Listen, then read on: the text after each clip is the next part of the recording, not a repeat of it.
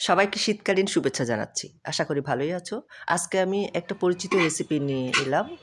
Tomato চাটনি এবং sauce. ১ এর ভিতরে ২, আবার ২ এর ভিতরে ১। যেটা আমি যেকোনো রেসিপিতে সস হিসাবেও ব্যবহার করতে পারবো রান্নায়, আবার এটা চাটনি হিসেবেও ব্যবহার করতে পারবো কিংবা আচার হিসেবেও ব্যবহার করতে পারবো। তাহলে 3 in 1 হয়ে গেল। হ্যাঁ, তাহলে আমি শুরু করা যাক রেসিপিটা কীভাবে করব। প্রথমে আমি ভাবছিলাম যে এখন টমেটোর দাম অনেক কমে গেছে, তাই বেশ কিছু টমেটো কিনে একটা রেসিপি তৈরি করে ফেলি। তাই টমেটোগুলো বাজার থেকে কিনে এনে এই টমেটো সসগুলো, কারণ আমি প্রায় 3 মাস পর্যন্ত পরে একটু রেসিপিতে টেস্ট করতে পারবো, সেই চিন্তা করেই সেটা মাথায় আসলো। সেই চিন্তা করেই আমি এই টমেটোর সসটা বানানোর জন্য রেডি হয়ে গেলাম। তো টমেটোগুলো আমি এভাবে কাটলাম যেন 4 দিক থেকে 4টা কাট করে নিলাম, যাতে চামড়াগুলো পরে তাড়াতাড়ি ছোলা যায়। এটা এমনভাবে কাটবো হালকা করে, যেন পুরোটা কাটবো না আমি।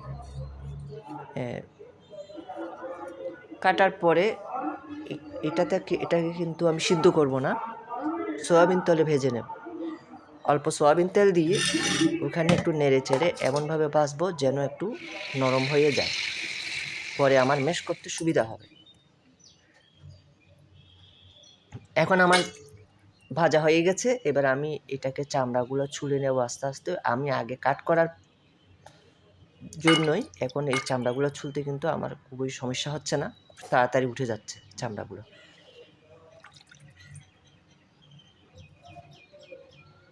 এটাকে তারপরে আমি কিন্তু ব্লেন্ড করব না, কারণ যেহেতু এটা পুরোপুরি সস হবে না, কিছুটা সস, কিছুটা আচার, কিছুটা চাটনি, সেজন্য আমি এটাকে ম্যাশ করা টুলস দিয়ে ম্যাশ করে নেব কিংবা হাতে কষাবো। আবার বাটাও যাবে না। আমার মতে, আমার রিকমেন্ডেশন হলো এটাকে হাতে কষিয়ে নেওয়াই ভালো হবে। তো এখান থেকে অনেক জল বের হবে। এই জলগুলো কিন্তু পরে আমার যখন আমি সসটা বানাবো তখন লাগবে।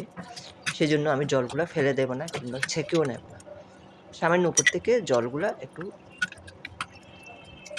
ছেঁকে নেব এবং ফেলে দেব না। এখন আমি চুলায় প্যান তুলে দিয়ে এখানে 1 কাপ পরিমাণ সর্ষের তেল আপনারা আপনাদের পরিমাণ মতো দিয়ে দেবেন। এখানে আমি 5 ফোড়ন দেবো। 5 ফোড়নের সুগন্ধি বের হলে একটা শুকনো লঙ্কা ফেলে দেবো এবং পেঁয়াজ কুচি, রসুন কুচি দিয়ে ভালো করে একটু নেড়ে চেড়ে একটু ভাজবো, যাতে বেশি লাল যেন বেশি পোড়া না যায় কিংবা কালো হয়ে না যায়। সামান্য ব্রাউন করার ফলেই এখানে আমি পেঁয়াজ বাটা, রসুন বাটা এবং কাঁচা লঙ্কা বাটা দিয়ে একটু হালকাভাবে কষাবো, যাতে গন্ধটা চলে যায়।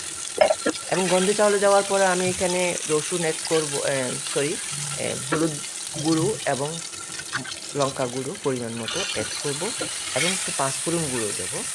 আর পারলে একটু সামান্য ধনে গুঁড়ো এবং জিরে গুঁড়ো কিংবা বাজার থেকে যে কতগুলো স্বাদ মশলা পাওয়া যায় ওগুলোও দেওয়া যাবে।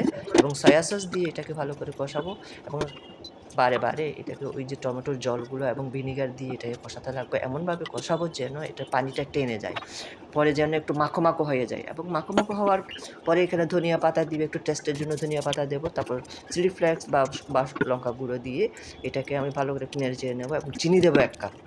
চিনি দিয়ে 1 কাপ ভালো করে সরষের তেল দেবো। সরষের তেল দেওয়ার পরে এটা যখন মাখো মাখো হয়ে আসবে তখন এটাতে আমি নেড়ে চেড়ে আমি নামিয়ে ফেলবো। ধন্যবাদ সবাইকে।